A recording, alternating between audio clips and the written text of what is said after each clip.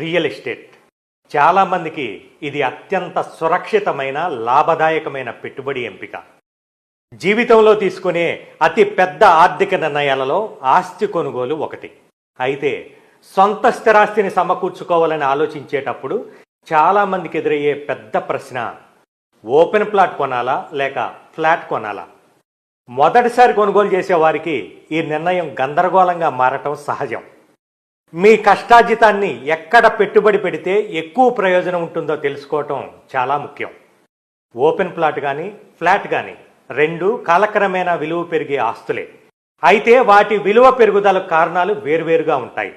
రోడ్లు, మెరుగైన రవాణా సౌకర్యాలు, మెట్రో లైన్ వంటి మౌలిక సదుపాయాల అభివృద్ధి ఒక ప్రాంతానికి కొత్త జీవం పోస్తుంది. ఇది ఎక్కువ మంది నివాసితులను ఆకర్షించి ఆ ప్రాంతంలోని ఆస్తుల డిమాండ్ను పెంచుతుంది. పెట్టుబడి నిపుణుల అభిప్రాయం ప్రకారం మాత్రం ఫ్లాట్ల కంటే ఓపెన్ ప్లాట్ల ధర చాలా వేగంగా పెరుగుతుంది.